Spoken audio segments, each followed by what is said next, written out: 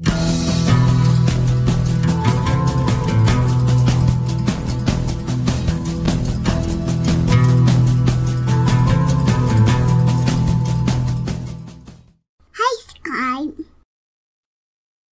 afternoon, everybody, and welcome to another episode, a special Saturday episode of D.E.I. Deathwatch, where we chronicle the downfall and the doubling down of diversity, equity, and inclusion. I'm your host, Scribelight. Hope everybody's having a good Saturday. I just had this sitting around. I meant to do it, wasn't sure when I was going to take a look at it, and I thought, it doesn't make any sense to make this a Dog, Cat, Fox, and Friend episode. Because Dog, Cat, Fox, and Friend is kind of a takeoff of Fox and Friends, so it's supposed to be sort of a medley of different news stories, but I thought, this belongs in a Deathwatch episode. So here we are. Rock us like a hurricane. Welcome to the wonderful world. But who's joining me on this beautiful Saturday afternoon? Moist Tree Rat. Good afternoon. Kiever Dam, good afternoon, and thank you, Kiever Dam, as always, for providing the link to the Leukemia Lymphoma Society donation page. Guys, at the top of the chat box, please take a look at that when you have the opportunity. If you can donate, please do so, but even if you can't, if you can share that out on social media, that would be appreciated. So thank you ahead of time for that. And thank you, Kiever Dam, as always, for providing the link. Kiro Soldier, good afternoon. Advocatus Diaboli, hello. Zach Osborne, hello. Who else is here? Somnamnul Nation, hello. Anybody else? Is everybody in? Alexander, good afternoon. Blue-Eyed Scream, hello. Resolute Germ, hello. Clippy, 4271, good afternoon. Unfair Ophelia, hello. TF Fiorix, hello. Blakester, good afternoon. Juliet, hello. Mike Savage, Blarg. Shady Grin, good afternoon. Walter Tomaszewski, hello. And I think that's everybody. If I missed you, if you're lurking, if you're in the future, hello. Yeah, so this is a panel discussion that was released just a few days ago by a panel of, I can only assume, experts and advocates for DEI. Because the title that they gave to their presentation was The Evolution of DEI, and thus my very creative thumbnail. I put a lot of work into that. But then, of course, the title of their very first PowerPoint slide is DEI dead? So I'm not quite sure what we're going to be talking about. But hopefully it'll be interesting. I'm hoping we're going to hear a bunch of, subdued panic. It'd be really great if they're going they're cutting all of our budgets and making our jobs completely obsolete. That'd be great.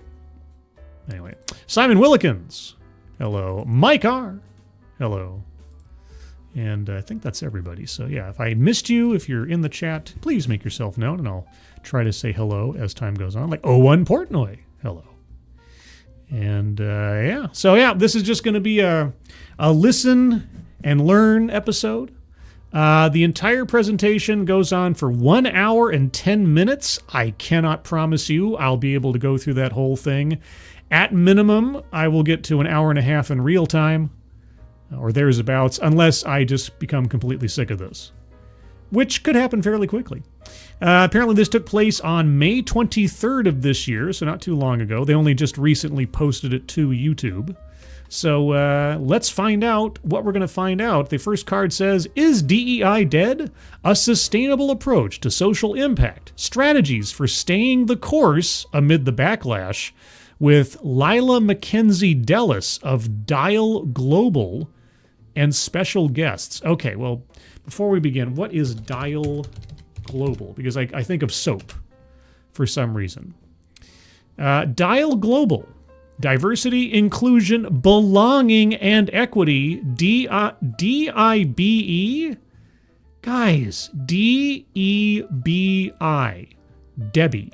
Just call it Debbie. So what is Dial Global? I'm reading on another tab, guys. I apologize. I'm reading from their website. Who are we? We are a global inclusion consultancy and inclusion accelerator, partnering with organizations to drive transformational culture change and measurable business impact through inclusive leadership. We equip organizations with the tools, insights, frameworks, and networks needed to embed inclusion into the DNA of their workforce, leadership, and wider ecosystem, turning good intentions into sustainable commercial outcomes. Our vision is bold and clear: to make inclusive leadership the norm, not the exception. We believe that inclusive cultures drive commercial growth. Yeah, well, some people still believe in the tooth fairy. I'm glad you believe that inclusive cultures drive commercial growth. Do you have any evidence of that? We believe versus we know. When people feel heard, valued, and empowered to contribute, businesses unlock higher engagement, stronger innovation, and greater long-term resilience. In a world where the social in ESG is now a recognized indicator of corporate sustainability and brand trust, Dial Global helps organizations lead from the front, transforming how they connect with employees, customers, communities, and society. What we offer, whether you're just beginning or advancing your journey, will help you shape a compelling vision and stand beside you to deliver meaningful transformation at every stage through. Leadership coaching, inclusive leadership coaching, one-to-one or small group coaching for senior leaders and executives, board and C-suite briefings, tailored sessions to align senior decision makers around accountability, strategic priorities, and measurable inclusion outcomes. Workshops and facilitated sessions, culture, inclusion, talent, impact, equity, social, or cities framework analysis, blah de blah de blah de blah de blah. Bespoke programs providing tailored solutions designed to meet your unique organizational goals and drive measurable impact. Okay, well, that's Dial Global. They're really, really, really all in on DEI. The Dead Man, hello. K-Show, good afternoon. And Kristen Scholl is also over on the X Machine, guys. If you happen to be over on the X Machine and you see this streaming over there, please do retweet it on the off chance it might let somebody know that I exist. Because it's fun to exist. Anyway, so Dial Global and a panel discussion on is DEI dead and or the evolution of DEI, depending on what title that they decided to go with. Let's proceed. I'm going to say a good afternoon and good morning to Well, I'm glad you did. everyone, just whilst we're waiting for everyone to start joining. So I can see a lot of people joining now and a lot of people in the waiting room. Hello, Governor. Put another shrimp on the barbie? No. So a big hello. My Hello. name is Layla Mackenzie Dallas, Hi, and I'm Layla. the founder and You know, Layla, you got me on my knees, Layla. CEO of Dial Global. You're the you're the CEO of Dial Global? Hold on, did I mishear that? Layla Mackenzie Dallas, and I'm the founder and CEO of Dial Global. Oh, so she's the potentate. She's the big cheese of Dial Global. Oh boy. Today, I am joined for this very, very special webinar where we're going to be talking about, provocatively, is DEI dead? I sure hope so. Or is it simply evolving? Let's see. Does it have a heartbeat? It's getting kind of thready. Maybe it's just becoming a better version of itself. We're going to be talking a lot about a sustainable approach to social impact and how we can look at strategies and transferable methodologies in order for individuals, inspirational leaders, and organizations to really, truly stay the course amidst some of the backlash that we are seeing. Yes, because the entirety of my business and its model and the services we offer are dependent on DEI still being necessary and something that companies are willing to pay to include in their business process. Please, please, please do not let this die. I have no other marketable skills at this point. With this webinar, the idea is that we will inspire you, will educate you, and motivate you with this phenomenal panel that we have here today. I cannot wait. We got some William Shatner style speech patterns going on here. As you've probably seen, there's been a lot of political shifts. There's been some polarizing headlines and some elements of corporate retraction. some elements of corporate retract. Yeah, just a smidge, just a little bit. But actually, even though we are seeing some questions and these headlines out there, what's always going to be true is the need for equity, for fairness, for belonging. None of that has gone anywhere. If you mean those words in their dictionary definitions, sure. But that's not what DEI is it? And that's always the escape hatch for this. Why would you be against diversity? Don't you want people to be treated fairly? Killer Turnus, thank you so much. Scribbles, can I get a quick recap? No notification. Well, the recap is I came across this panel discussion regarding DEI by a bunch of advocates and experts. And apparently the founder and CEO of an entire DEI consulting firm. And this was apparently a broadcast earlier this year in May. And they're doing sort of a post-mortem, perhaps, depending on how you look at it, of the current state of DEI. And so I always love listening to experts and advocates for DEI because, I want to know what's the latest thinking. Where are they coming from? What are they thinking about? Are they panicked? Are they worried? I think they should be. And so, just a little bit of a throwback to the olden days where I take a look at panel discussions just on a lark. Didn't seem right to call it a Dog, Cat, Fox, and Friend episode, so it's a special DEI Deathwatch episode. So there you go, Killer Turnus. You haven't missed much so far, just the hellos of the founder and CEO of Dial Global, and appreciate the donation. And this is a time where it really truly matters to step up, to lean in. And I feel personally very, very proud indeed to be hosting a conversation that matters. Could we get to the conversation instead of the monologue? And talking about what's next for the future of work and why it's so critical that we have social impact and inclusion at the heart.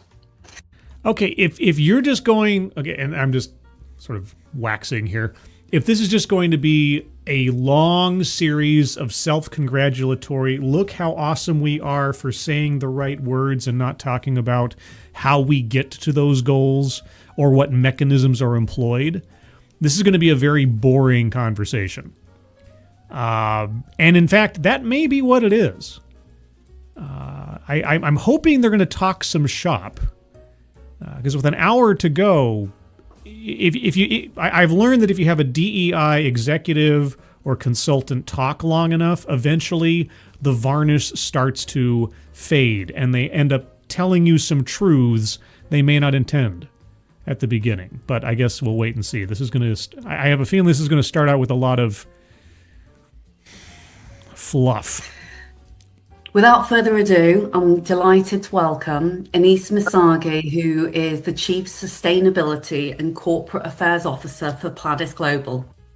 I got to look up all these companies. Okay, what is Plattis Global? Dial Global, Plattis Global, Platypus Global. Okay, Plattis Global. Blah, blah, blah, blah. Plattis Global is a British confectionery and snack foods company that owns United Biscuits, Ulker, Godiva Chocolatier, and Demet's Candy Company. Really? Okay, it's a snack company. All right. I would love to know, how do they employ DEI at the snack company?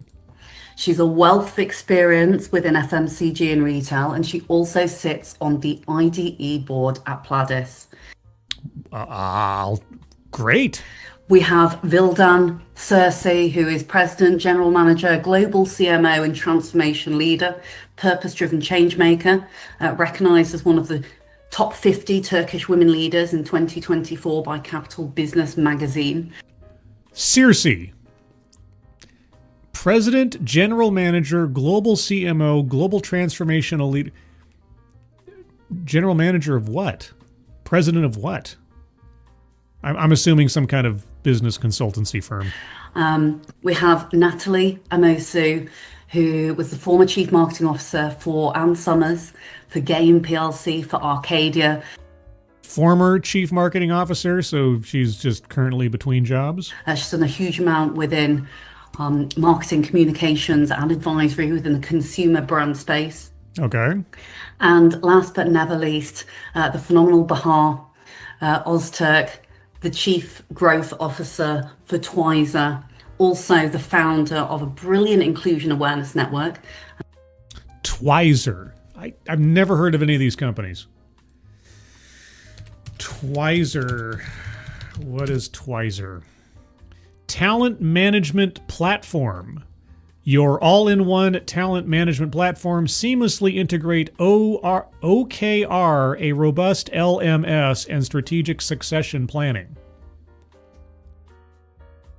It's a software company in Istanbul, Turkey. Okay.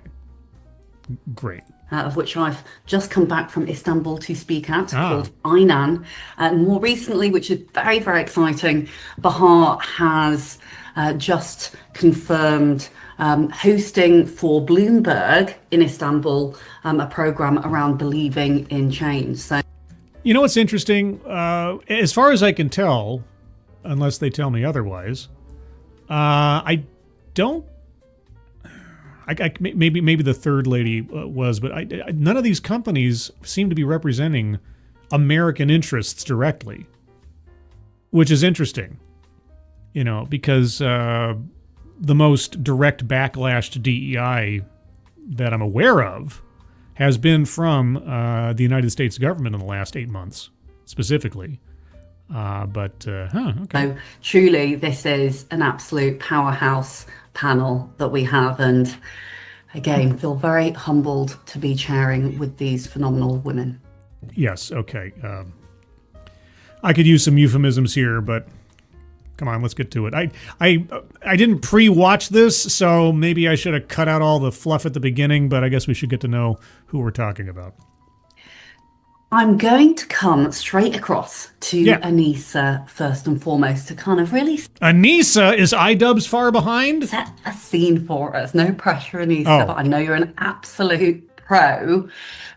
Anissa, as Chief Corporate Affairs and Sustainability Officer at Pladis, and a dedicated member of the company's IDE board, you're uniquely positioned at this intersection of corporate responsibility, global brand reputation, and long-term social impact. I guess she is. IDE board, is that just inclusion, diversity? Do they just switch the letters around internationally for this? In a climate where IDE is increasingly scrutinized or sometimes deprioritized. Why are you calling it Okay, you know, on the thumbnail, I put as a joke, because the title of this presentation, at least its original title, was The Evolution of DEI. I put on there every major iteration of the phraseology, for lack of a better word, that I've encountered over the years. I hadn't heard that they'd switched it around to IDE. I suppose it would be relatively awkward if they called it an IED, but hey, it's gonna go off at some point. How are you helping the organization stay the course on inclusion and sustainability whilst ensuring that the narrative remains authentic, credible, and commercially aligned? I cannot wait for the answer to that scenic route of a question. Thank you, Layla. It's interesting, actually. Before we came into the webinar, I was talking to someone in my team about this webinar, and they said, "What is it called?" I said, "Is DEI dead?" They said, "You know, when it's the title, the headline is a question, the answer is always no." Oh, well, roll credits. So I think that was a great way to start off the webinar today. Really? I mean, I guess it depends on the question, but is DEI dead? No, DEI is not dead. Obviously, the answer is no.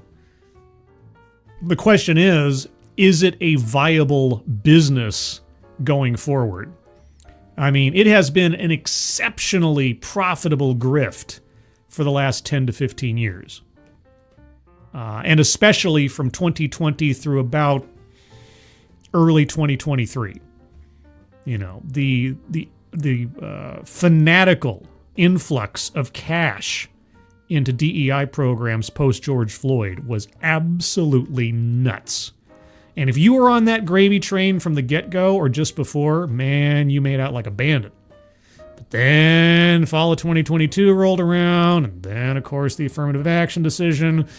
Things started going downhill pretty quick. Those billion-dollar promises made in the wake of George Floyd didn't get fulfilled by a lot of companies.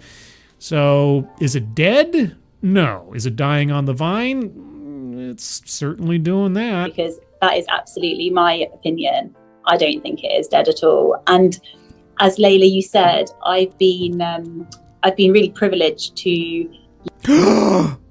You've been privileged? That's a cardinal sin, last I checked. Lead sustainability, but also the social impact, and had many, many opportunities to put my fingerprints over the inclusion and diversity piece. The inclusion and diversity piece, isn't that most of it? Isn't that the whole thing?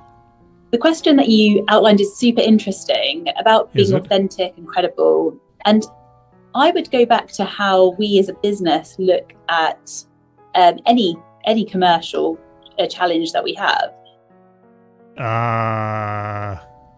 Yeah, this is going to be a bunch of avoidance and dancing around the issue, isn't it? And I think the stats speak for themselves. And I was doing some research as I was lamenting over the title of this. And it wasn't long ago that we read about 25% more likely for companies to have higher profits if they have more diverse teams. Yeah, where did you get that information, might I ask? Was it from a 2015 McKinsey study by any chance? You know, I keep being told that that's the case. Please do give me the poster child company where that has actually happened. Right? It's one thing to be told, oh yeah, we get 25% this, that, and the other, more diverse. Yeah, no, it's a great story. Got any proof? And talking about actually the environment that we play in. And if you're more likely to have better profits if you've got a more diverse and more ethnically diverse C-suite. Okay, so the golden goose is more profits if your staff and if your leadership look a particular way, is the theory. Has that been proven out? And when I say proven, I mean proven. Do you have evidence of this? Not some fairy tale that someone told you. Not some myth that you keep repeating to yourself to keep yourself going in this industry and call yourself doing something productive and beneficial. No, actual proof of this. Thinking about all of that, I just really do think that the more and more we put business cases forward for IDE and think about the credibility in that sense, the more that we can persevere with these agendas. Yeah, sure. Make yourself credible. Give me the business case. Give me the proof. It's been, at the very least, this stuff's been going on longer than my channel. My channel's been around almost 9 years now. As of October, it'll be 9 years since I started my channel. I have been covering diversity initiatives of one form or another effectively since my channel started. Okay. And those programs, a lot of them were going on before that. So let's just call it 10 years. It's probably been more, but let's call it 10 years. In a decade's time, where's the proof? And if the proof is so self-evident, as I have heard from countless advocates in the past, then why is there still this need to, quote unquote, make the business case? Right? I mean, if it's right there, if diversity just leads to better profits like a light switch, if this golden goose never stops laying eggs, why do you keep having to justify it? Or if you can't justify it, which no one has to my satisfaction thus far, maybe you should get out of it. So shaping it more as a business case rather than stepping on eggshells around regulation. Yeah, forget all those laws As long as we can show that it makes money. You know, if you make money on something in violation of the law or in testing the law, what do you call making money when you're not following laws and regulations? Profiting off of actions that go outside of established laws and regulations. What do we call that? It's probably a different way of looking at IDE than we have in the past. I think this idea of authenticity is going to be a really, really interesting one as we go through the coming months and years. Okay. I hate to sound like a broken record here, but it's not a new idea to make the business case for DEI. I can remember, I forget his name. He was like a professional athlete or something that decided to become an inspirational speaker. Way back in the early days of my channel, I looked at this guy giving a presentation on making the business case for DEI. This is not some revelation. It's not like, oh, well, now we have to prove to everybody else why we know DEI is worthwhile, and I guess the only way to do that is through their wallet, so let's make the business case. If you haven't had a business case that you could make clearly to this point, where has all the money been going, and exactly what has been your return on this investment? And the credibility of leadership. As Layla, you did say, I also lead sustainability, and I think we are going through the same challenges, the same walking on eggshells. Why? If you've got nothing to apologize for, if it just works, then why are you walking on eggshells about anything? But at Panelist, where I am working, yeah, we believe that we're a brand. We're full of brands. We're your favourite brands like McVitie's and Godiva and Jacob's Snacks. So, I mean, they're my favorite. Well, I mean, I've heard of Godiva chocolates. Everything else sounds very British. With brands, it's a trust mark. So if you don't trust the brands and you don't trust the business, how can you be credible? What does that have to do with DEI? So they're the questions that we're asking ourselves. But like I say, I think the position that we are with sustainability and IDE, they're interlinked. And How are they interlinked? What do they do? What do you mean by sustainability? One of the dangers of listening to a bunch of professionals talking shop is ultimately they're going to end up using terminology that they all understand reflexively, but us outsiders just have to go, huh? I gotta get that sound effect too. Maybe I can get that from Undoomed. The whole like bewildered donkey noise, huh? Whatever that is. And I'm really happy and up for the challenge of ensuring that it stays for the long term.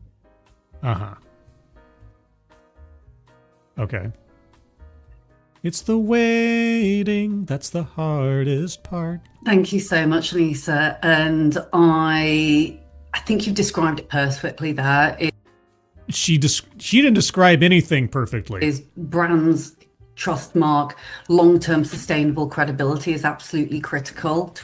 What does that have to do with the physical appearance of your leadership team or your workforce? To a certain extent, the consumer does not discriminate. And with all of but we sure do. Wonderful household name brands that Panelist has, actually, it's so much about the consumer. And it's also about, you mentioned the business case. Yeah, the business case. Yeah, make the business case. Never mind the legalities of it, obviously. We have to walk on eggshells around regulations. No, please do make the business case. Is looking at sustainability, IDE, as a commercial lever to drive economic growth and prosperity, and also to really connect with the consumer audience. How? And I'm sincere when I ask this. I'm not a marketing expert. I don't have a business degree. How does it work? How do you connect the physical appearance of your workforce and leadership to sustainability, to consumer trust in brand? How? Absolutely key. So staying the course, despite some of the lumps that we're seeing, is what is right long term, and certainly speaks to the rest of the global markets as well. what is right long term? Are we going to have a moral case made here? That'd be great.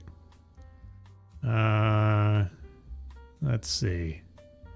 Over in the chat real quick. I thought I saw someone I hadn't said hello to. Hold on. Oh yeah, Faithless.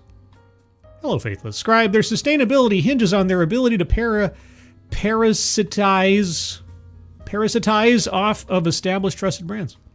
Well, sure. I mean, that's what we've seen with social justice and Hollywood and everything else. You get like 2 or 3 people in there who start guilt tripping everybody into doing it their way, and then they infect the entire genre or the entire industry in something. Like Dungeons and Dragons, right? Dungeons and Dragons. Oh, orcs are just analogs for black people, don't you know? And it's hateful to have orcs be an evil race because obviously orcs are black people, said the totes anti-racist social justice warriors. That kind of stuff. Okay, so let's keep track. Lady number 1 from Snack Company has a lot of belief. She has a lot of belief that DEI leads to better profits. She's been told that it increases profits by 25%. And also, credibility, sustainability, and the business case are important. Okay. Even though we're obviously seeing, certain things coming from, the States, perhaps a little more so. You mean laws? Are you talking about America? Because again, as far as I can tell, most of these companies are based internationally. But okay, yeah, let's talk about the laws. Let's talk about what the opposition is. Are you going to address the opposition in any fair way? This is where you're the moderator. This is where you have to start calling on people or posing questions. This weaves me perfectly into moving across to Vildan. Vildan Cersei, who's also worked with a number of household name organizations. Okay, this is the lady that, by her titles, it seemed like she was just a professional consultant or something. Vildan, drawing from some of your experiences at Henkel and Beyond, obviously worked for Unilever and other brand owners in the past. How have you developed your personal brand as a leader, and how has that helped navigate some of the internal challenges of leadership, particularly as a woman in senior roles? Okay, so you want her to give you a sales pitch for her own services? I thought this was supposed to be a discussion about the current state of DEI. I'm going to be very upset if a panel of DEI experts doled out false advertising. I'm going to be absolutely not shocked. Thank you, Leila. I think it's a great question. It's a great question. She asked you to talk about yourself. It's real steep climb. Reflecting back my 20 years of experience in the industry. Ooh, 20 years of experience. But when we think about personal brand, we immediately think it's self-promotion. Yes, your personal brand is a self-promotion. I'm not even a marketing expert. Which is actually not true, because if you think as a marketeer growing up in a CPG industry, we all build brands, and every brand has a very unique selling proposition and a reason to stay within the market. But if it's a personal brand, it is a self-promotion. Did I miss something? The same holds for the female leaders as well. And for this, I learned it throughout my career and developed also many other female leaders with this thinking that you need to stand up for something.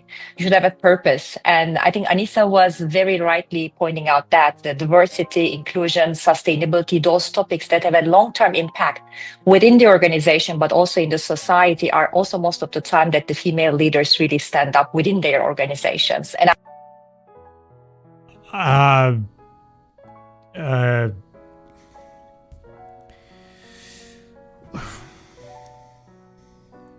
what does this have to do with the question of whether or not DEI is dead?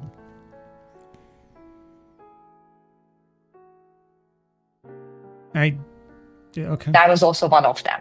Wow. And you were a female leader in business. What? Coming back to the personal branding and building that within organization, Uh-huh. I think it's all about aligning the actions, the values, and the words within that, context. Because most of the time, the leaders, the female leaders, also the male leaders in the organizations. Well, if it's the female leaders and also the male leaders, then it's just leaders, and you don't need to bring up gender at all, do you? Or is that just a reflex that's hard to do away with? Are looked up for how do they lead. Yes, if someone is put into a leadership position and they're effectively unknown by those subordinate to them, the people subordinate to them are going to be curious as to how do they lead, regardless of their gender. And how do they stand behind those values? Yeah. And I think this consistency in behaviors build this credibility in the organizations. Like you build a brand in the consumer industry. Why are we talking about leadership strategies? Is DEI dead? That was the title on the card.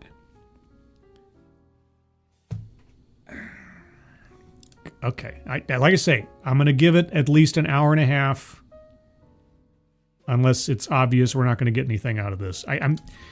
This is me giving a bunch of DEI advocates and experts their fair shot to give me the latest and greatest and convince me that there's something more than just empty rhetoric to this profession. And that brand delivers its promise. The same is true for the leaders. And I had the experience to do that in the last 20 years. Uh-huh. And in the meantime, I have like more than 50 mentees across the different organizations I have, You always need a lot of help, huh?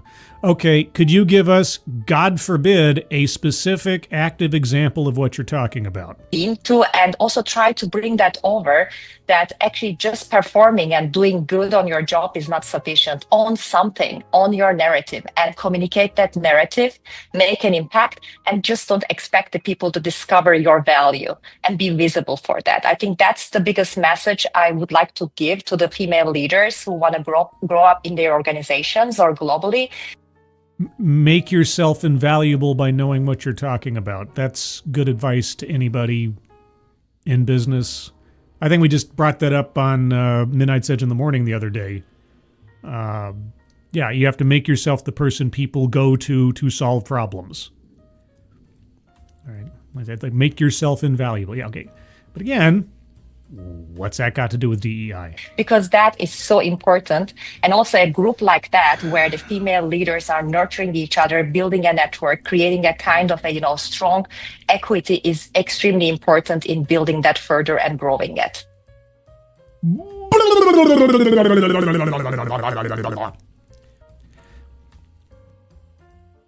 Okay, now, this is not a dig on accents here.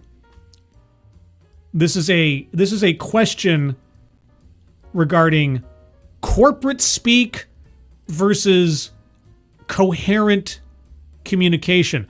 Do you speak English? Thanks so much, Vildan. For what? For what? What are you thanking her for? What? That was nothing. It said nothing about nothing. But of course, you asked a completely irrelevant question. Are you going to ask about DEI? Is DEI dead? Shouldn't that be the question you ask each panelist to start off? Right? You say, hey, panelist number one, is DEI dead? If so, why? If not, why do you think not? And then do that for every subsequent guest. That's the opener. And then you can talk about all this other stuff. I love that you've touched on the point of personal branding, because if you look back kind of 10 years ago and some, and obviously we've got some amazing communications, marketing, brand leaders here. Do we? Because so far they haven't said much of anything. It was almost perceived as something that was a little bit icky, personal branding. Actually,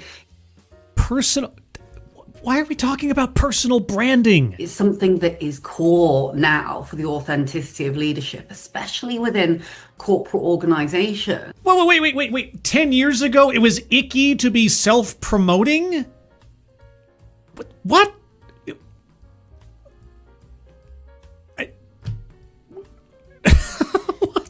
What are you talking about? Because that is where shareholders, employees, different stakeholders are looking. They're looking at our senior leaders. Are they? I mean, I guess it depends. Looking at them for what? DEI support? Thinking, is there an emulation of myself there? Is there an emulation of myself there? Oh, is that super duper extra spicy corporate speak for, can I see myself in my superiors? Can I see myself in a position like that?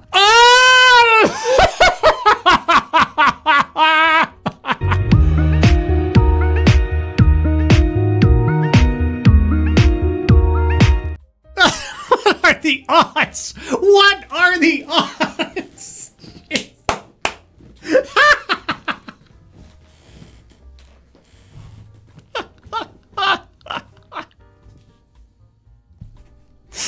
That was perfect. Holy cats.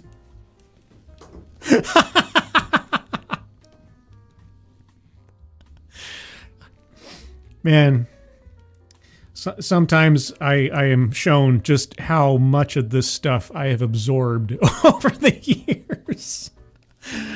Oh, God, yeah. Yeah, now right about now I need to go pick my lottery numbers. Right about now. Hoy. Which is why it's so wonderful to have you all here today. Do you see yourself in your panelists? And moving on from that, how can we evolve this conversation to move? Yeah. Collect your thoughts. Forgive me, I have a little bit of baby brain at the moment. So you're not the only one, except I know where my gravy brain originates here.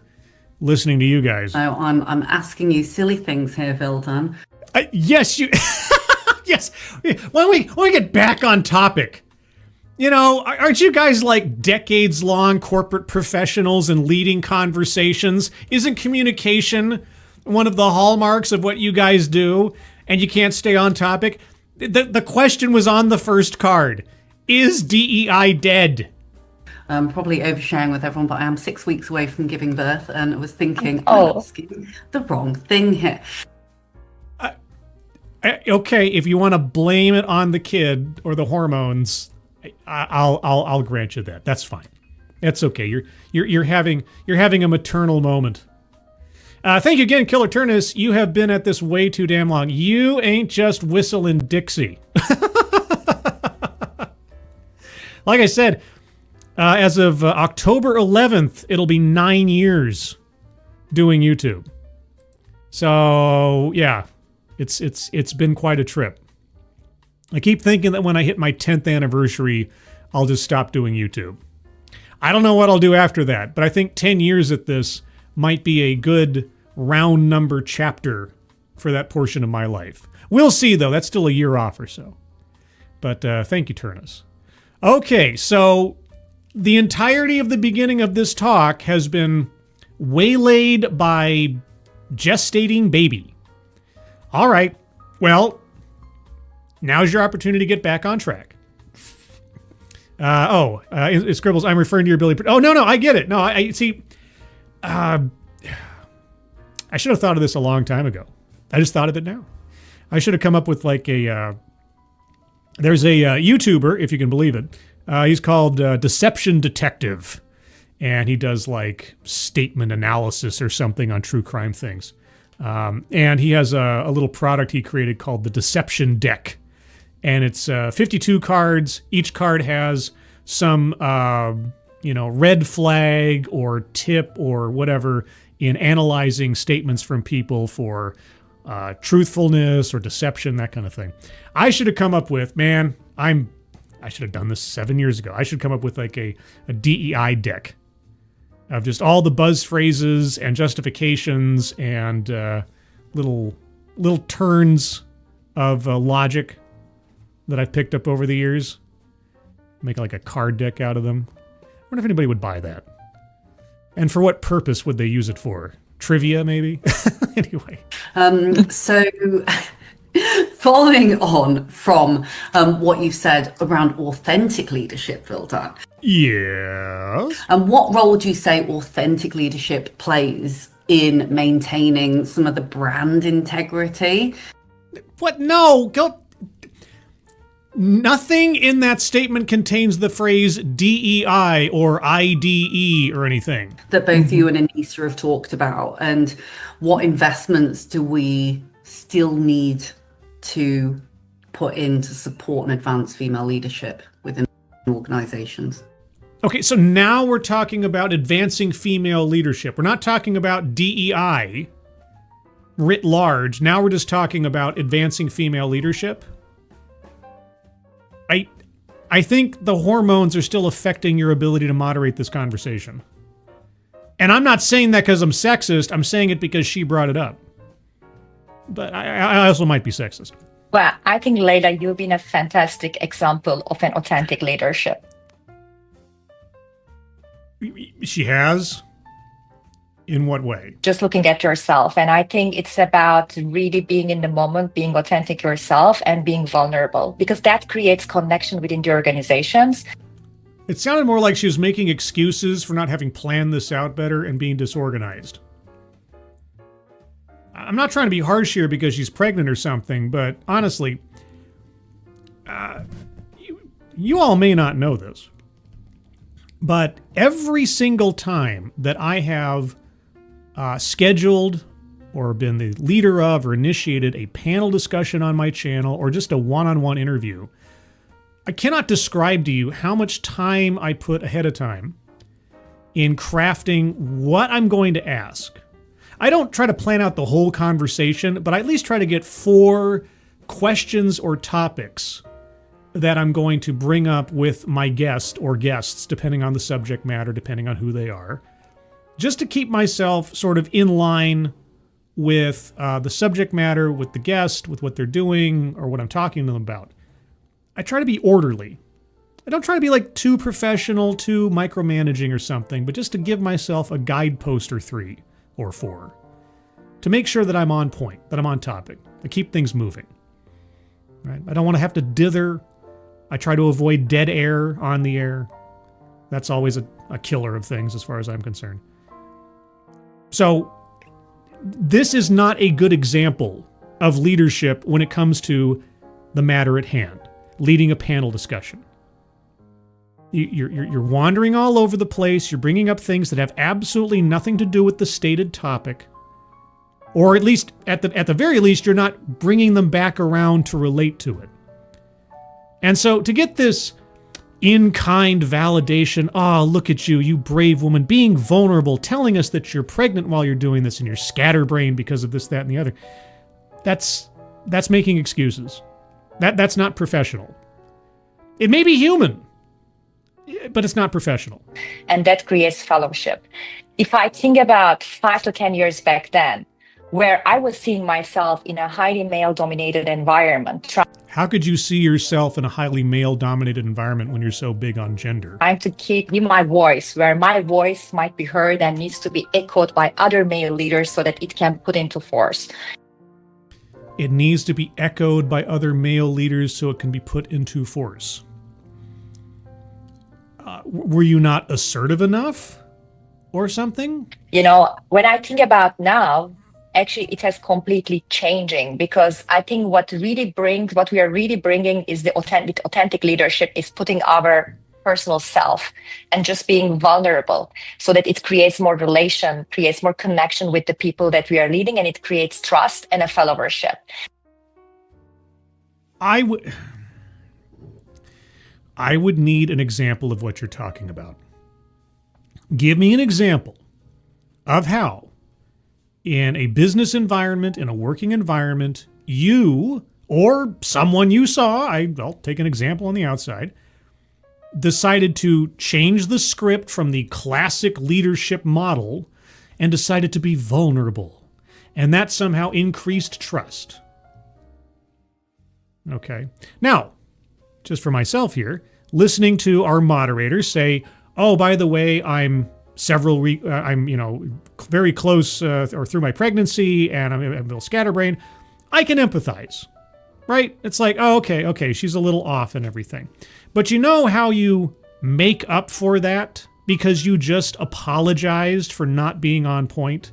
I can extend you the benefit of the doubt that you're a little off your game. All right. You know what puts me back into a mode of trusting you or in believing in you as a leader? It's when you get yourself back on task. Everybody has problems. Everybody's got real life stuff that can hamstring you from time to time. But in a professional environment, what really shows that you are a leader is the ability to move past that, compartmentalize it, and get done the job you are there to do. And not make excuses.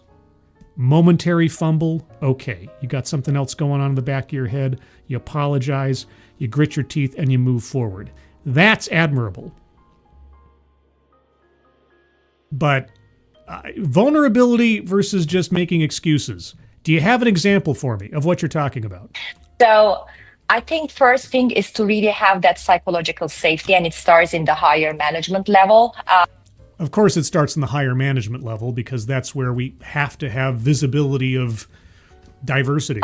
And in the organizations, as much as we grant that psychological safety, being aware of the unconscious bias. Unconscious bias? I left my bingo card on the other show. That might be happening. You know, I think that topic is very big, that what could lead a female leader or a leader of a minority could be, hold back in certain situations. That a leader of a minority. Now, do you mean a leader that is of a minority demographic, or are you talking about a leader who represents a minority demographic? What does that have to do with anything? Do you have an example? That already creates the problem. And within the organizations, there are many programs around that, but it's almost like a marketing campaign. You first need to create an awareness. If people are not aware of it, you can never create a consideration and a behavior and an organizational cultural change at the end. Aware of what? What? There's a kind of cynical comedy in having to constantly ask, what are you talking about? At the same time, it is still an expression of frustration because I want to understand what they are talking about. I want an example I can sink my teeth into, proverbially. Because even if I don't agree with it, I want to at least know where you're coming from. What is your strategy? What do you do? You've maybe it wasn't this lady, but somebody here has been doing this for 20 years. In 20 years, you don't have an active example you can give us? A specific program you were involved in or that you started? You don't have to give the names of your clients or anything for their confidentiality. Hell, I would take just a generalized hypothetical from your decades of experience. Anything?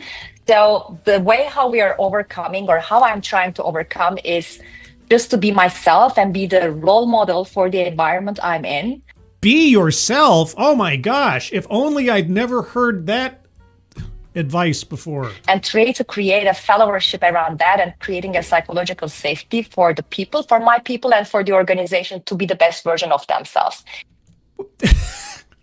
So wait. So prior to your arrival, the organization was not in a psychologically safe place?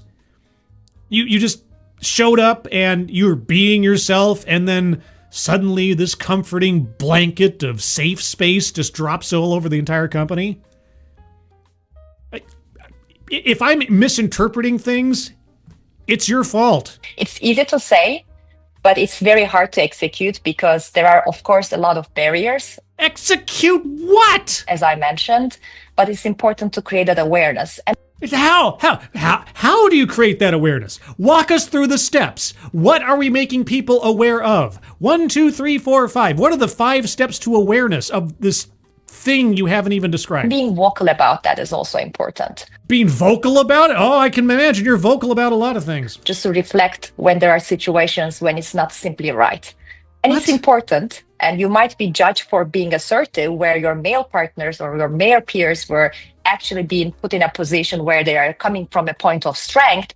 But at the end of the day, with the authenticity and the vulnerabilities, you were just showing in a very authentic way. When it comes out, actually, it creates your own point of difference in that environment. And I'm a strong believer in that one. And I've seen that throughout my career. It never became a derailleur, but it became more of an accelerator, because we can only do the best things that we can be doing by being the real person that we want to, portray in our everyday life.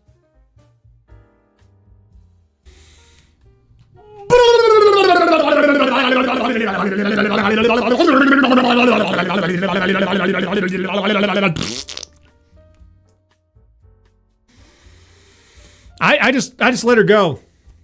I wanted to see where all of that was going to go. Holy cats!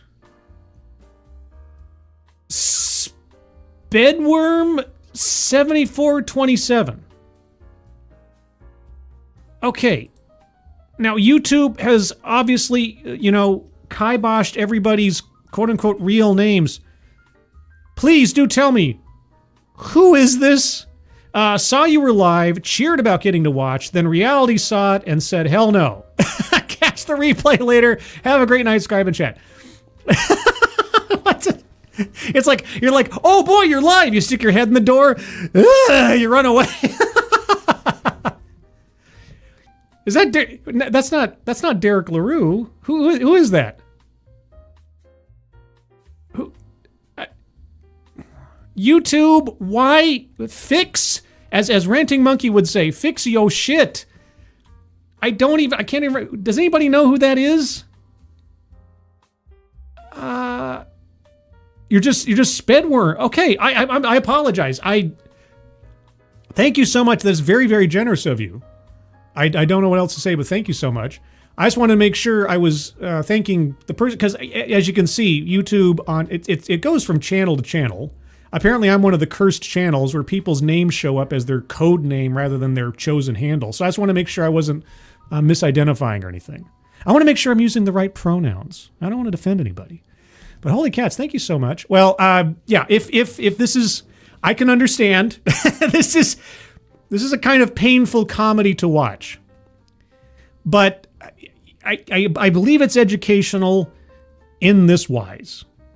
These are the people driving and representing what DEI is in the corporate world. Given a space where they're not being obstructed, left to their own devices amongst their peers, this is how they talk about what they do and how they do it in a safe space. There's no opposition here. Now, it'd be nice if there was someone there to ask some pointed questions of them. But this is how this is modern DEI. This is how it's operating right now amongst high corporate professionals. I think it's informative. I tell myself it's informative. It's also morbidly entertaining, as it always has been. So thank you so much, Spedworm, pardon me. Zach Osborne, good gravy. Thank you so much, Zach. All work and no beer make Homer something go crazy. Don't mind if I do.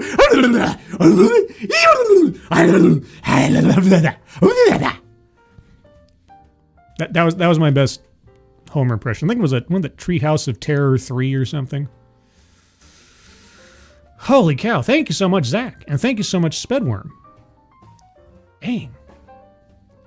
All right. We just had an absolute river of verbal diarrhea. I'm wading through it. I got my hip waders on. What's next? We have other speakers on the panel.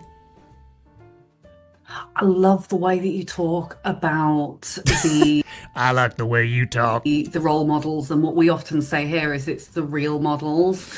I saw the real models. Oh, is role model no longer an acceptable term? As well, a couple of rolled eyes when we're talking about, male counterparts. Wait, hold on. I gotta go back to that one first. Hold on. Zach, you're actually the first donation I've made since getting the new job. Oh, hey, damn. Thank you, Zach, so much. And congratulations on the new job. And I don't take that lightly. That represents your labor. Thank you so much, Zach. I'm going to make sure to try to pay this forward very soon. So thank you so much. And congratulations. Hope the new job's going well. I want to back up a little bit. She gives this little smug aside look talking about male counterparts. So hold on. I want to get past all that stuff. I love the way that you talk about the role models, and what we often say here is it's the real models. I saw as well a couple of rolled eyes when we're talking about, male counterparts. We love our male allies, but equally there is that pressure sometimes to really mirror and reflect back our surroundings in certain cultures. So we really love our male allies, wink, wink, nudge, nudge. And so the authenticity, the psychological safety, that vulnerability, actually, it becomes a bit of a trickle effect. Wait. Okay, so it's bad. So wait. Effective leadership skills transcend gender. Bad leadership skills exemplified by a woman are going to be bad leadership skills if exemplified by a man. So if you see someone who is a good leader and you quote unquote mirror them, regardless of their gender, you might be learning how to be a good leader. But instead, if I'm interpreting what you just said correctly, if you see a male leader and you're a female and you start to mirror that guy in leadership, somehow you're doing what? Yourself or your gender or your female counterparts a disservice by learning from example? Maybe I'm overinterpreting here, but she was really kind of being snarky about just, don't mirror the male leaders. Like, what? When you see it in leadership and it starts to then emulate down and really feed into the culture. Yeah, because, as we know, men can't be vulnerable in any particular way. But again, tell me, how often and to what degree is personal vulnerability valuable in being a leader? I would love to hear some examples. And a wonderful example is, obviously all of you here, but even, with Anissa. No. They are not examples of all of them. Good God. I'm an example. Right here, I'm an example of leadership. Why? I'm not going to tell you. I just am. I showed up. Obviously, I took the initiative of showing up. Therefore, I obviously exemplify good leadership. Oh, thank you for not asking any more questions. Anissa, I know that you've been, you're the first only female of color who is at the level that you are, and also to call it out here, also the age that you are. We've got really gender, race, and age. Would you like to say anything about her as a person that is of note?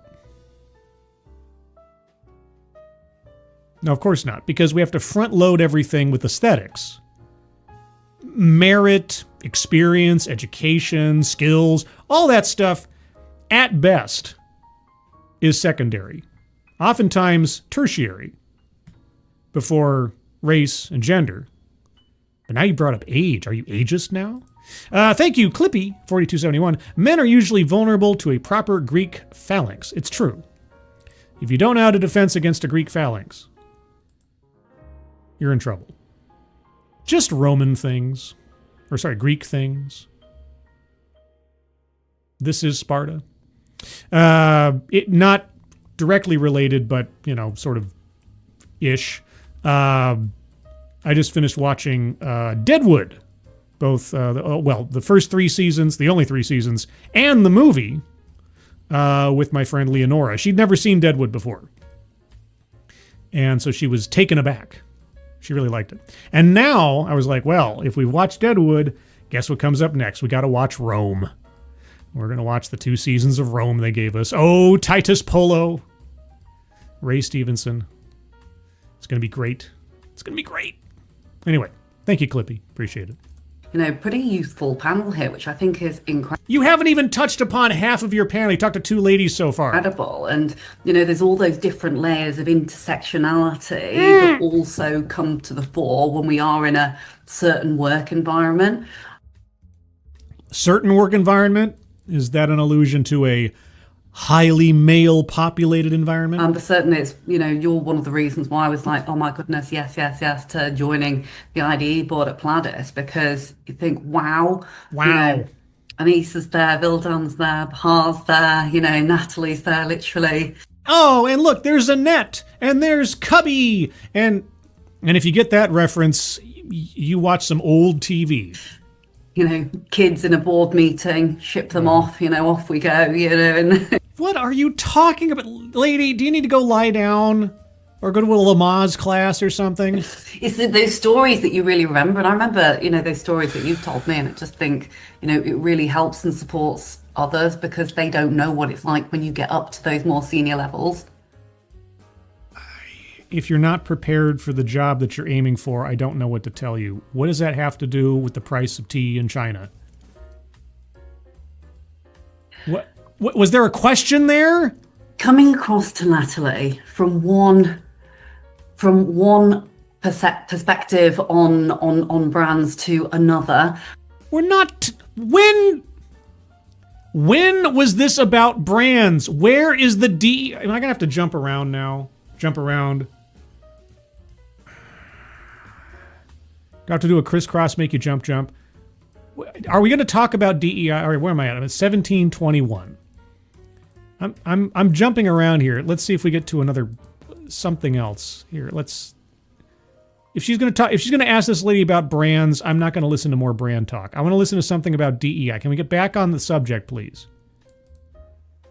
That is such an interesting point. And I have a feeling it is not an interesting point. I'm just gonna like throw that out there. I'd love it if anyone actually wanted to chip in here. Chip in? Because I do believe, and what I've seen externally is the communication and marketing style has evolved significantly over the last decade.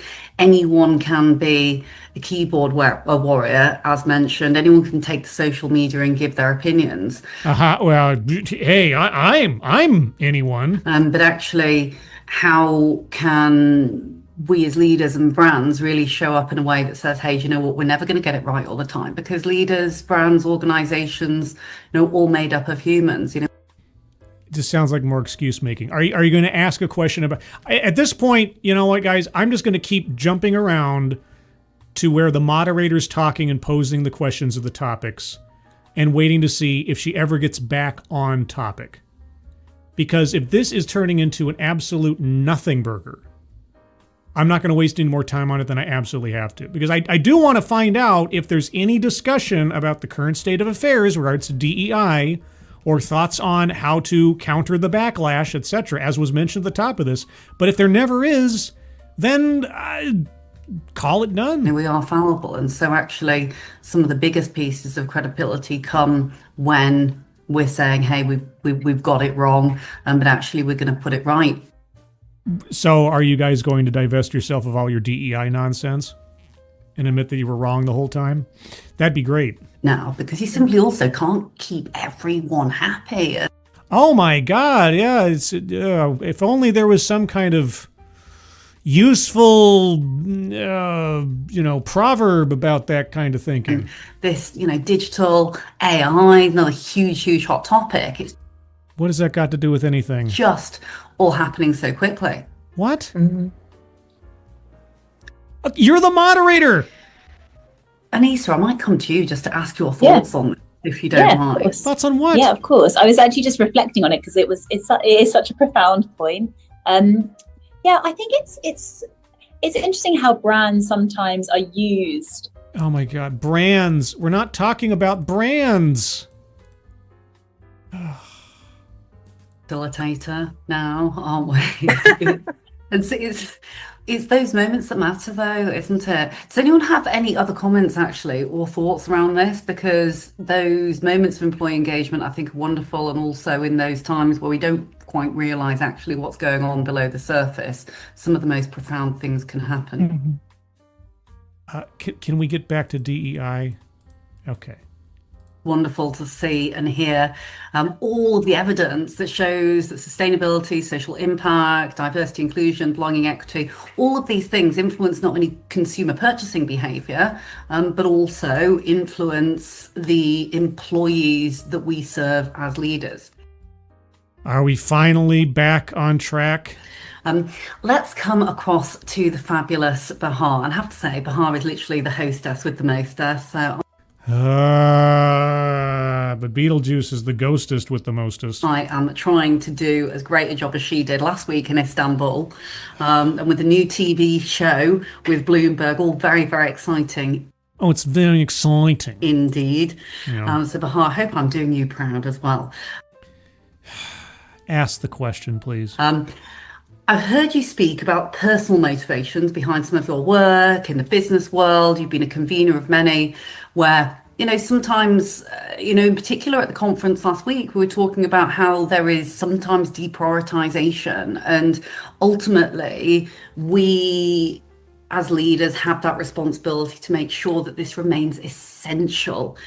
Okay, and when you say this remains essential, you're talking about DEI, yes? Are we finally getting around to the subject? Particularly in the context of social impact and sustainability. If you say so. Talk to us a little bit more about that and some of the deeper purpose behind these initiatives.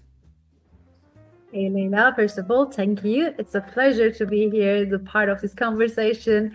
I'm sure it's a pleasure for you. I feel like I've aged 3 years in the last hour. And after the last week's impression that we shared at the INAL Summit, I'm really feel proud that I spent the time with you and the women here. Actually, I took lots of notes. I don't know the audience, but I have like 2 or 3 pages with. Oh, I'm taking mental notes. Note number 1, when do we get to the DEI discussion? My notes. Thank you so much for all sharing this. And I want to start with the why DEI actually is not dying. Oh my God! Yay! A panelist that actually stays on point, at least ostensibly. We'll see how long it lasts. She's actually been considering the question this whole time, after finally being called upon, and skipped over for 2 or 3 of the other panelists. Okay, yes, so please give us your insights and thoughts on the question, is DEI dying? Go. It's evolving instead. You all mentioned about this, of course, but I also mentioned about the talent shortage, let's say, because we all say that DEI is not nice to have. It's something that must have. Why is it a must-have? What is its vital necessity? Must, actually. And it is a strategic, economic, and moral imperative. It's a moral imperative. Okay, well, great. But you have to make the business case. This is business, not moral school. Especially in today's world, actually. Today's world. You all, I think, follow the World Economic Forum. This is 6 of the top 10 feature skills directly related to empathy, inclusion, and human connection. Oh, the World Economic Forum is where you're getting your... Okay.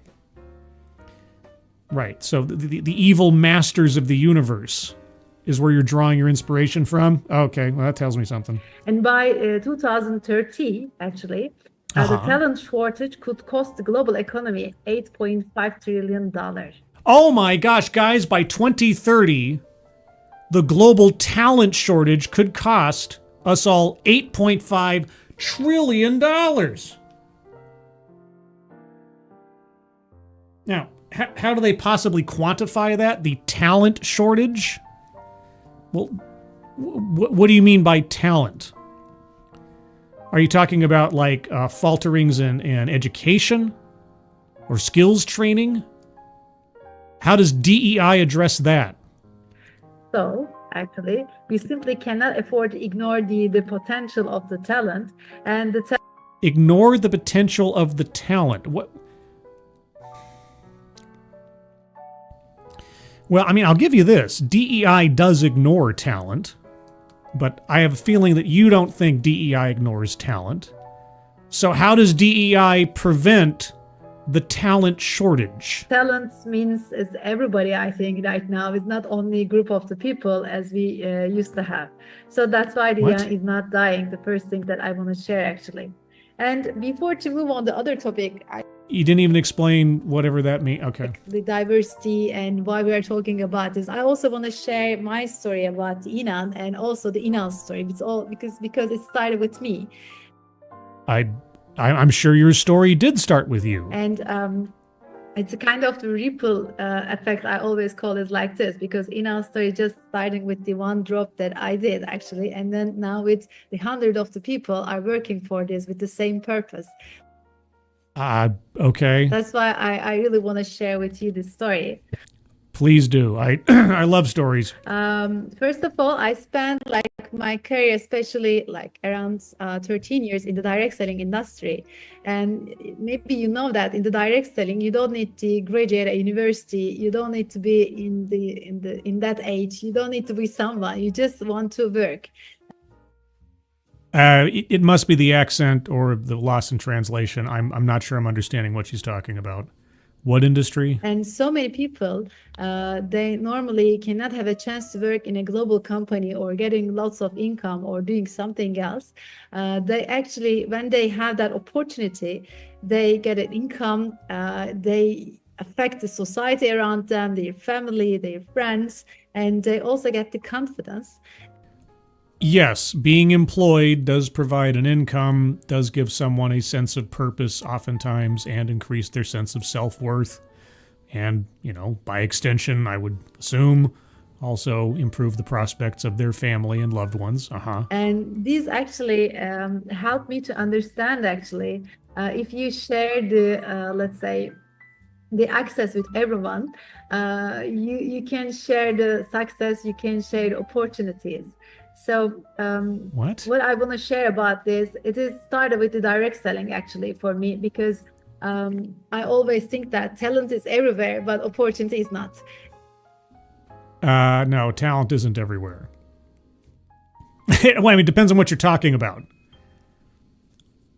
And oftentimes you have to make your own opportunity. It's not going to be handed to you. But and direct selling showed me that one actually. And then my career actually, it was a good one. When I was 27, I was the country manager for 5 countries, and it was a great moment to share. And when someone, no offense, I couldn't care less about your personal biography. Really, just people started to share their stories, and then we became a group of the people who want to do something for this, who want to change this. Or maybe believe in change, because Inan means believe, by the way.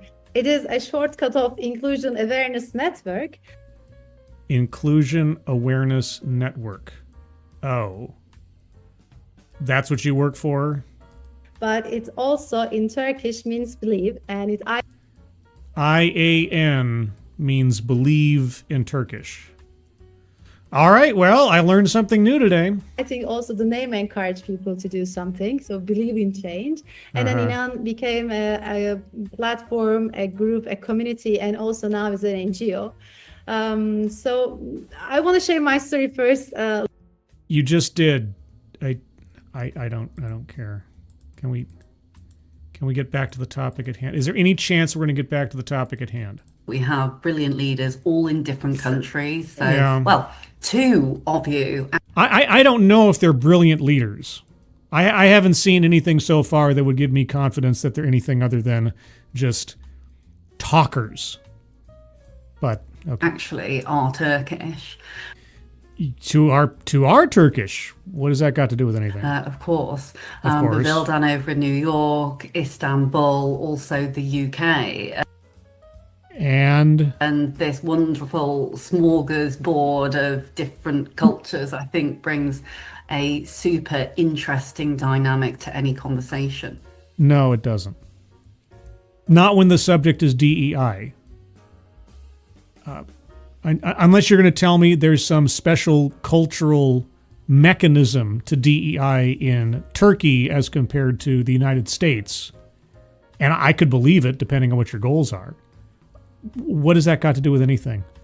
I have another little question to ask Bahar, but I will just say I'm not ignoring everyone who is sending in lovely questions and lots of emojis. I really hope some of these questions are on point. I might just skip to the question period to see if anybody in their audience was pushing them to actually answer the question. See hearts and claps, so keep them coming. Loving the positivity. Thank you for all of the comments. Lots of lovely comments about each of our panelists. I'm sorry, guys. I really, I always come into these things with the highest hopes that I'm going to be learning something, that I'm going to hear some inside baseball stuff. The best one we ever had, is the one that's still stuck in my brain, is that round table of DEI consultants from several years ago, where there was absolutely no filter to them complaining about their budgets being cut. There was that one guy that told us in no uncertain terms that he was hired by a company specifically to hire Asian workers. And he named the company and he named the CEO, and it's just, they're sitting there going like, okay, so you were hired to discriminate in employment on the basis of race. That was an amazing panel discussion. I don't have it in front of me. If I can find that again, it had something. Why do I think the title had something to do with like coffee talk or something? Anyway, I'm always hoping I'm going to find something like that again. But this is just... And by the way, our moderator, her entire company is focused on DEI consulting. If there would be anybody here who you would think could make a 30-second elevator pitch defense of DEI, but here we are. And some people saying, John said you've got a great example from Canada on a retail brand. The lovely Paul from Jaguar Land Rover is saying role models should be authentic leaders regardless of gender. Yes! So, someone was in this chat that was on my wavelength. Kate on our team is reminding everyone that actually we've got a little bit of time, although it's running short, on questions which we can pose to our fantastic panelists. You know what? Is there a question time? You guys have not impressed me whatsoever with any of your answers or any of this nonsense. Is it going to tell us when question time comes up? Okay, is this question time? Let's see what the audience has to say. Even though the questions will be filtered, maybe someone will get them on point, and we can round this out because there's only like 12 minutes left after you get past all the fluff. Of Barclays, I'm seeing many names that I know here, has said, I love the intersections being highlighted here between The intersections, intersectionality. EDI, with people and talent, brand sustainability, social impact. Given the current war, quote unquote, on EDI and the importance it can still play across these areas, how should a corporation structure its efforts? A big question, of course. There you go. I should have just skipped to the question period. Okay, yes. In the modern landscape of DEI backlash, how should a corporation structure itself to still push forward with this? Where should EDI sit within a corporate structure for greatest impact? That is an amazing question. It is an amazing question. I'm honestly surprised it's something that you didn't ask your panelists earlier because it seems fairly boilerplate. But anyway. Thanks, Ray. Any takers? Please tell me that no one wants to volunteer a strategy.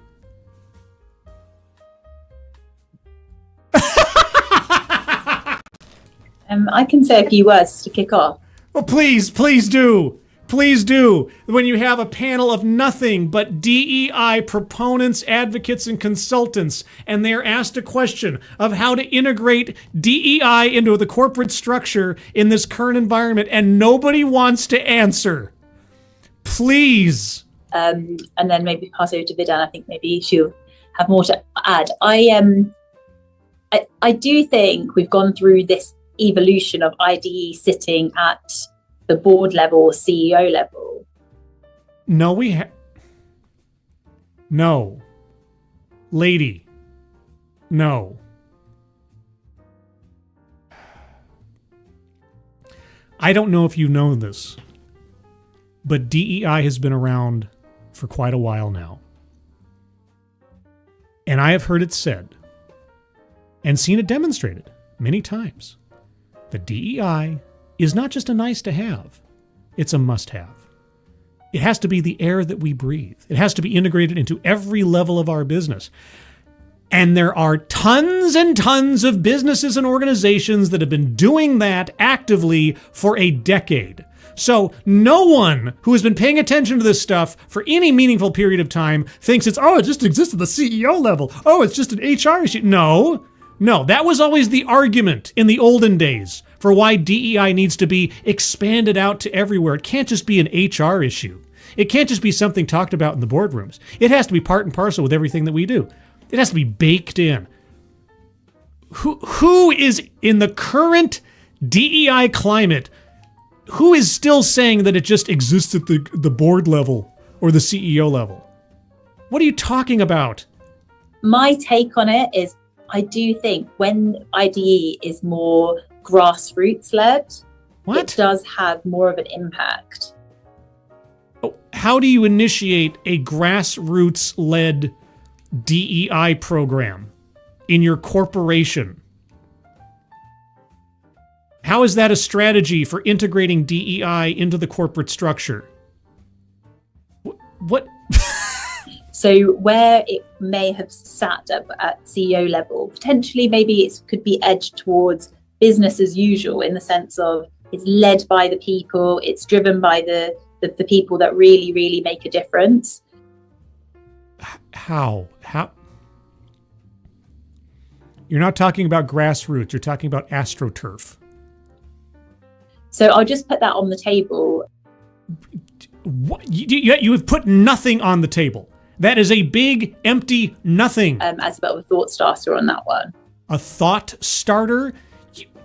You are a professional in the space. You're asked a direct question. How would you integrate DEI into the corporate structure given the current climate? What? You might as well have just let the crickets continue to sing.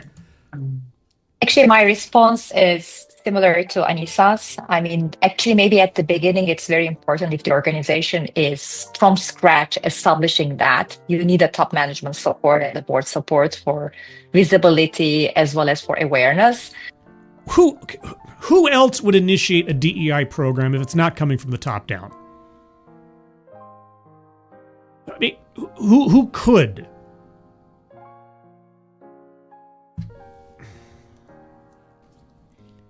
You guys aren't making any sense. However, I have seen the most successful, DIY movements within the organization comes from the employer, ESG groups, the groups that also from the employees that are building together and driving certain impact because they are then you have a bottom-up approach and a top-down approach. The most successful? Name one. And how do you measure success? Give us an example. Heaven forfend, you give us an example. Thank you again, Clippy. Somebody get in there and start telling the aristocrats joke until they all leave or force you to leave. One of the best documentaries ever. The Aristocrats. Gilbert Gottfried. Even Sarah Silverman was funny in that one. That was funny. That was a good one. Yeah, if you can find a copy of The Aristocrats, prepare yourself. If you have a weak constitution or a fragile sense of humor, it's not for you. But if you can find The Aristocrats. Not The Aristocats. That's a whole Disney movie. That's perfectly fine. No, this is completely separate. It's a different thing. Thank you, Clippy. Of course, it needs to be supported from the top as either part of the, Chief HRO office, but it needs to a lot of activations that is done actually and ideally in the ERGs within the companies. And the organizations needs to support, fund, and sponsor these ERGs so that the employees could create those groups and make an impact. Okay, so really, DEI needs to come from the grassroots up, but it also needs to come from the top down, but it also needs to come from the ERGs somewhere in the middle that are funded by the company. It's kind of a holistic viewpoint on the whole thing.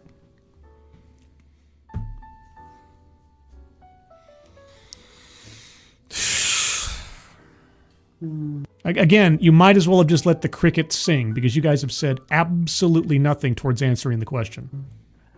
That's really interesting. Is it though? You know, your threshold for what is interesting, man, I tell you, must be nice. Must be nice. It's essentially what I'm hearing is it's a top down, but it's also a bottoms up initiative.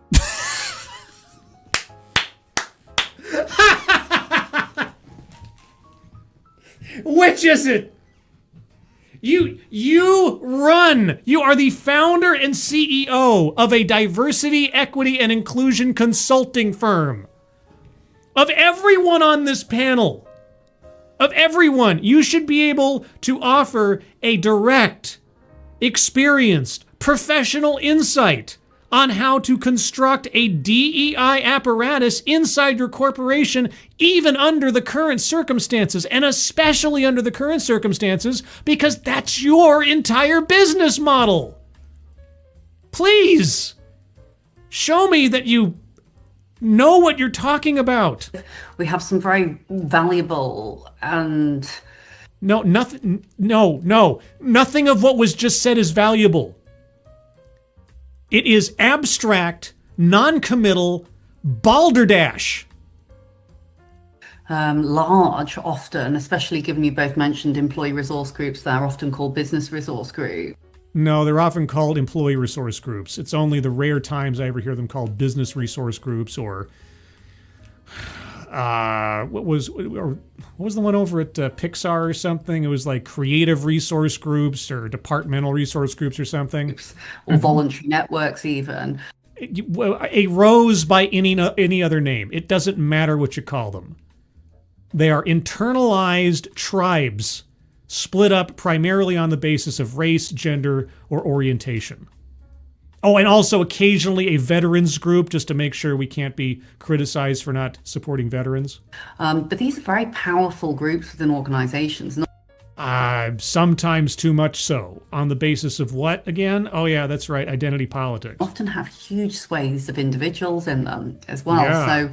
Yeah, especially if you don't do what they say, they can call you a racist or a sexist or something. You're setting yourself up for a fall if you're a company who starts segregating your employees internally on the basis of elements that touch a little bit on to Title VII issues. Employee resource groups, voice of the individuals, some of the grassroots initiatives, but I'm hearing also we've got to have executive sponsorship.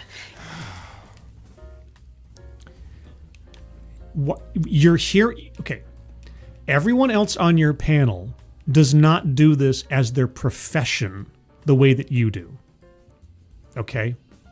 Your entire business is based in DEI. You should be telling them, or you should be taking what they're saying and correcting them, or refining what they are saying into something actionable and understandable, because this is where you are the expert. Don't defer to them, educate them, and likewise educate us. In order for them to really get the power that they need and they deserve. In the same way that Anissa went to the CEO and said, hey, do you know what, actually, there's influence from Anissa saying, hey, CEO, this is really important. And then you see this trickle effect coming down. Yeah, people love being trickled on. Natalie, any thoughts on that before I take one more question? You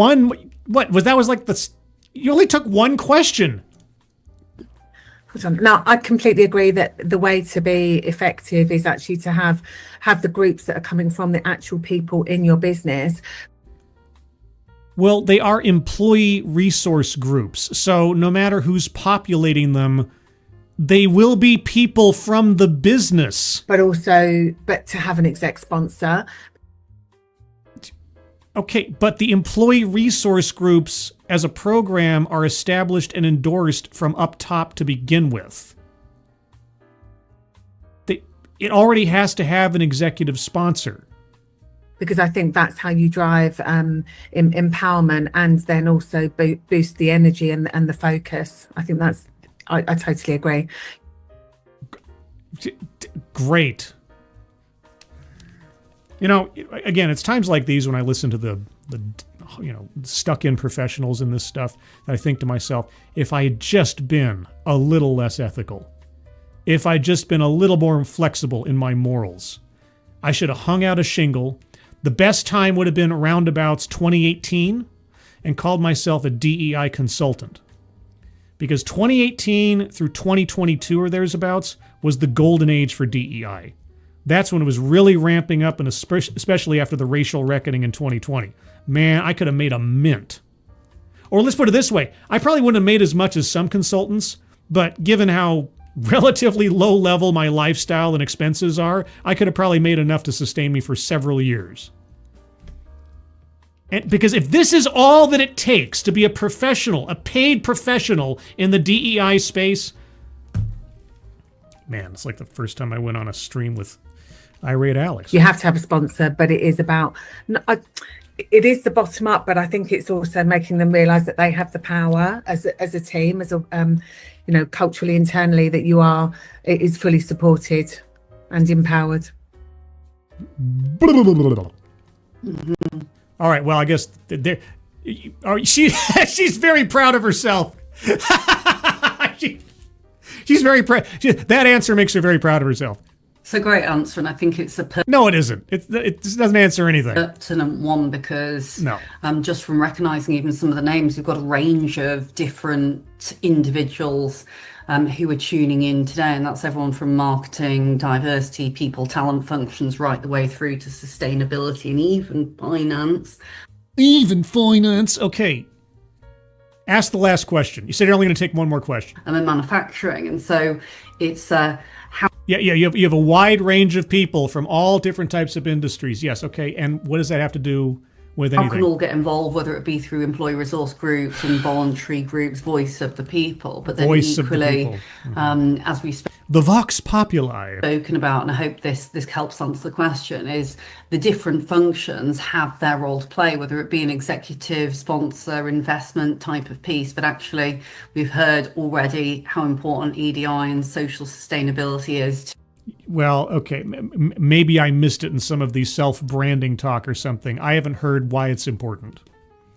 You guys have not once in anything, I mean, from the beginning in everybody's first opening talks, no one has told me exactly why it's important, except for that one lady who tried to say something to the effect of, which still doesn't make any sense, that by 2030, the talent shortage is going to cost the world $8.5 trillion.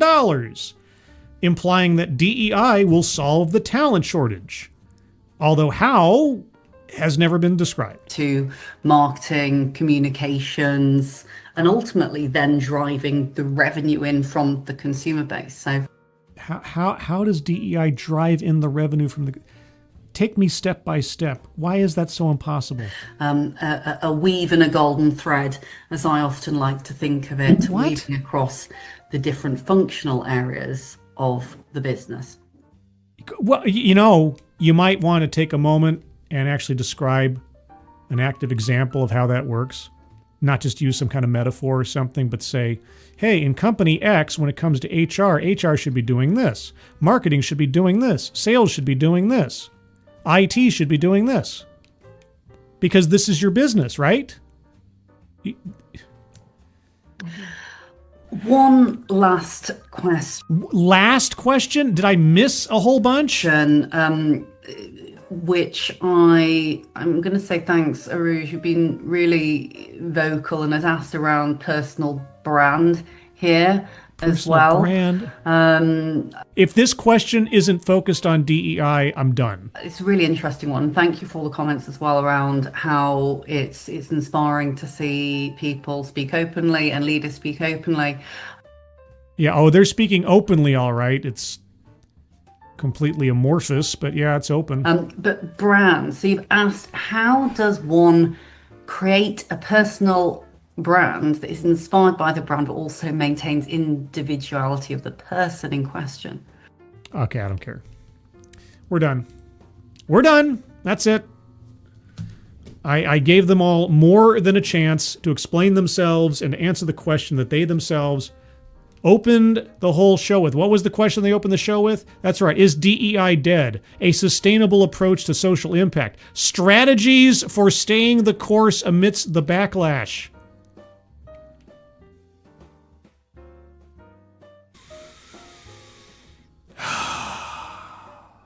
Well, this is what being a professional DEI advocate means.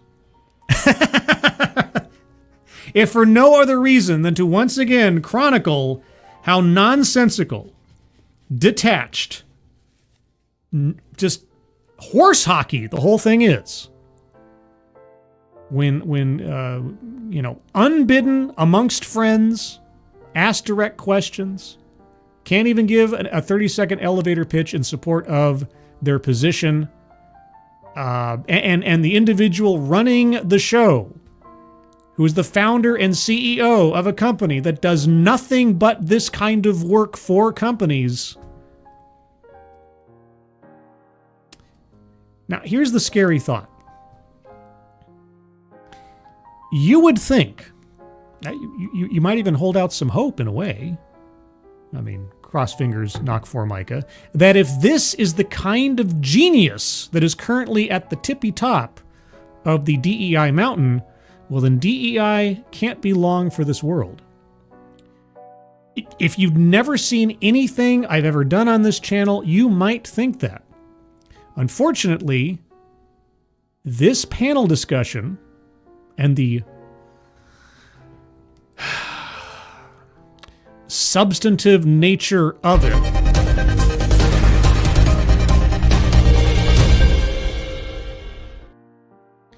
is effectively no different than panel discussions I've looked at year over year for the last 9 years.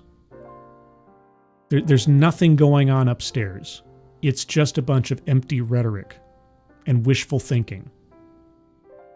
Because if they actually had to spend the time to describe the mechanisms that are involved in DEI, how you measure success, I mean, they alluded to it a couple of times that we heard.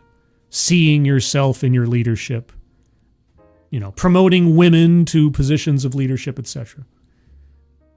It'd become very obvious very quickly that this has nothing to do with talent, it has nothing to do with merit, it has everything to do with aesthetics. It's all about the look. Does the workforce look correct? Does the board look correct? Does the leadership team look correct? And by look correct, I mean, can anybody accuse us of valuing only white men? Because if there's too many white men, then obviously we have a problem we have to correct for. And the only way to correct for that is through discriminatory practices. Also, I love the fact that she was talking about early on in this, walking on eggshells around regulations. Why do you have to walk around on eggshells on regulations?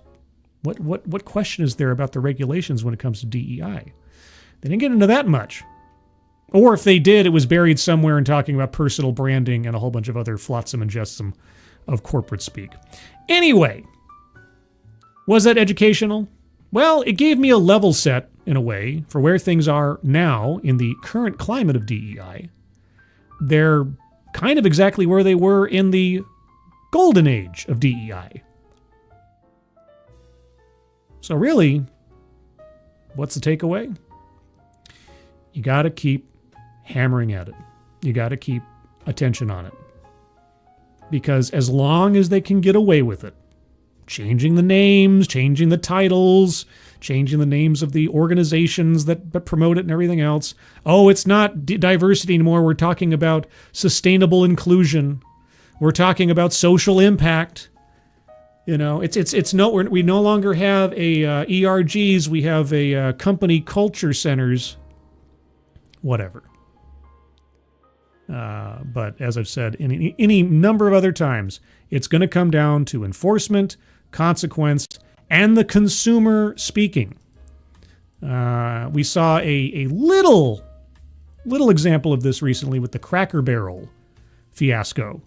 It started out with a logo change, and then the company, in order to placate their customer base, their traditional conservative customer base, not only did they reverse their decision on the logo, but they also overcorrected by declaring that they were doing away with and purging all of their DEI stuff from their company. Now, Is that just a surface level cleanse of their websites? Possibly. Are they still going to be doing things behind the scenes? Likely. But they put the pressure on themselves to overshow to the consumer that they're making a change. Now, the consumer has to hold them accountable. That's a word that DEI people like a lot, accountability. Well, what it's going to take, because the EEOC isn't doing much of anything so far, and the civil rights arm of the Justice Department isn't doing much except in the way of colleges and universities. The only people doing anything on the corporate level, on the private business level, are places like America First Legal, who are bringing civil actions against some companies or trying to put pressure on them to change their ways. But are they changing their ways in any way other than cursory window dressing? So anyway, those are some thoughts to leave you with on this. I didn't know what to get out of this, if we would get anything out of this, but that's what we got. If nothing else, you know now, have a flavor, a taste of what the top level corporate advocates and experts in DEI are saying when posed with the question, is DEI dead? What do? They run away from the question. And they keep telling themselves, no. What I'm doing still has value.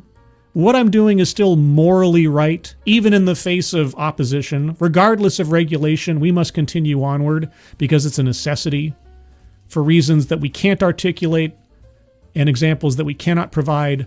We just know that it is because we're told that it is. So there you go. Anything before we call this one off? Kay Roberts, all I learned from this is that as a white man, I am not an allied male. It feels assuring I can just be a perpetual enemy. And you don't even have to do anything. You just have to exist.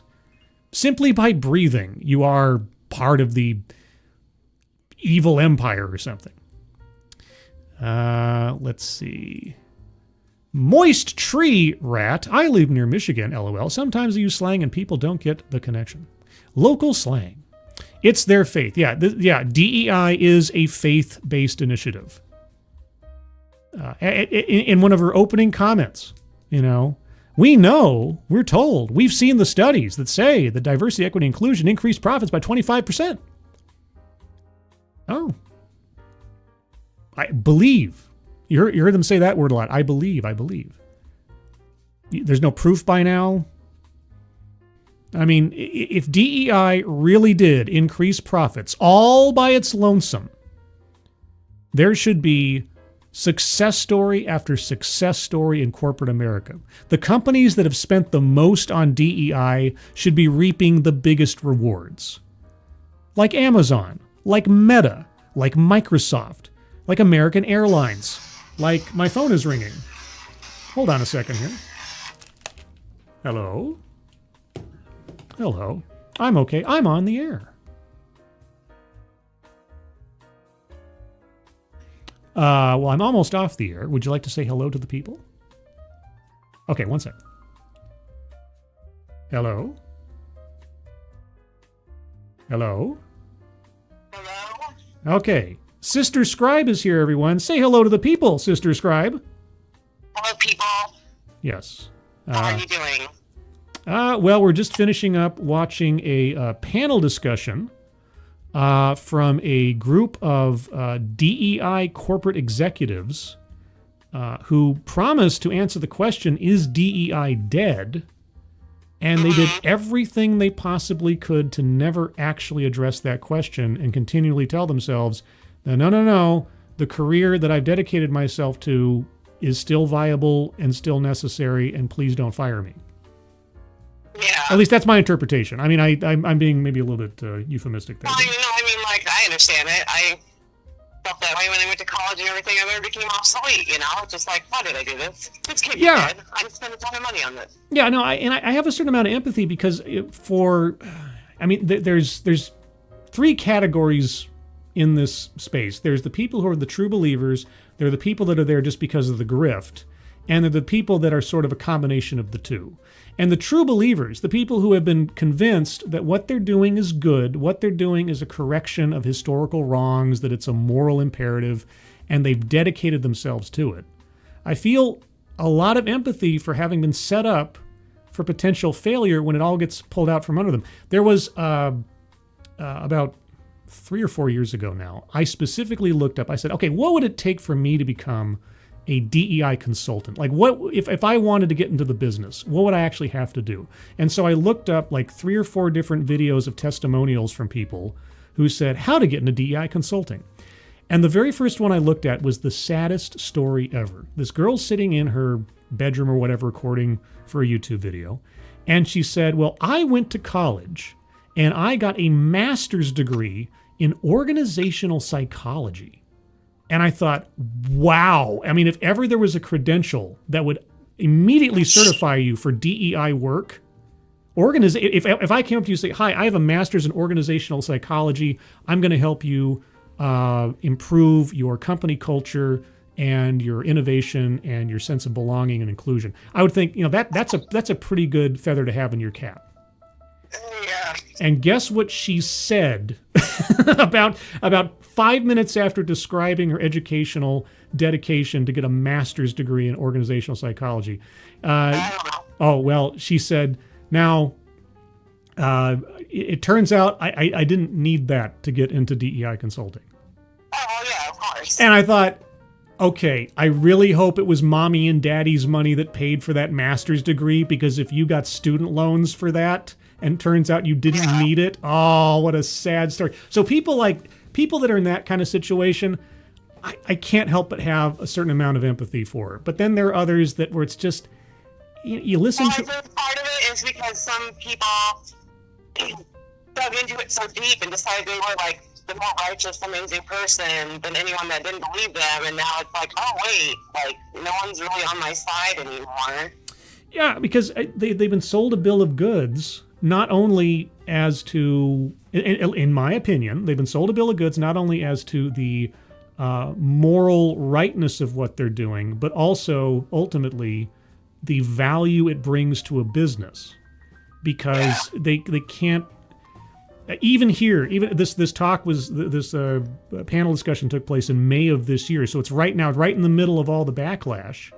And even now, none of them were able to give a success story of this process leading to a business doing well simply because of these initiatives. They kept saying, well, we believe that these things lead to 25% increased profits. There are studies that say yada yada, so on and so forth. I'm like, okay, it's been over 10 years. You should be able to give us a poster child example of this working and not just twice told tales. You should be able to tell us, look at what happened at Amazon. They put $3 billion into this and here's what they got, or Microsoft or something. But they're still trying to give a sales pitch as to why it is necessary. Anyway, I could go on. Anyway, you could go on. Yes, I will call you after. I just called to say hi. I am making food, so I do need to go. Okay, well, I will call you back after I'm done here, and you can tell me whatever story you have to tell me. Okay. Love you. Love you too. Bye-bye. So there you go. That was Sister Scribe guest appearance on the channel. So with that, everybody, I'm going to call it here. Went a bit longer than I meant to. Thank you guys so much for wading through this with me. If you skipped around, if you're listening to this in the future and you skipped around, I do not blame you at all. I would have done the same. I'm always looking for a point. Somewhere. Somehow. Programming note. So there's no streams on Sunday. Monday, I believe there will be a Midnight's Edge in the morning. If there is, I will do my best to be there. I'm not sure if I'll do a stream Monday for DEI Deathwatch. I might just take Monday off because it is also a holiday in general and there's other things to do. So keep an eye on my Twitter for that. That's scribe_light. Or you can also follow me over on the Discord server. Did you know I have a Discord server? I have a Discord server. Link to the Discord server is in the chat right now. All you have to do is click on that link and you find yourself on the landing channel called Say Hello. And in addition to saying hello, you just have to say the secret word. The secret word tells me that you actually watch the stream, are not a bot, and have thus earned the right, the privilege, the entitlement to join the Discord server. And today's secret word is Sister Scribe. Just say, hi, Sister Scribe, and I'll know that you watch the show. Outside of that, you can always find me here on Thursdays at 6 p.m. Pacific, 9 p.m. Eastern for TED Excellence, where I take a look at off-brand TED Talks for education and enlightenment. And the rest of the schedule usually goes Mondays at 12:30 p.m. Pacific time, 3:30 p.m. Eastern time for DEI Deathwatch, although I might take the day off on Monday. And then Saturdays, usually this time slot is Dog, Cat, Fox, and Friend, but today was a special day, so why not? Anyway, everybody, thank you so much for joining me. Moderators, thank you for keeping an eye on things, even though everyone here is so well behaved. You have very, very little to do. Everyone who donated, either to myself or to the donation link at the top of the chat box to Leukemia and Lymphoma Society, guys, thank you so much for your generosity. Very, very much appreciated. Everyone, if you haven't already, please leave a like and or a comment on your way out. That's always helpful. And please, I hope you're safe and well. If you're not well, please get well soon. And I'll see you on the next one. Take care. Bye-bye.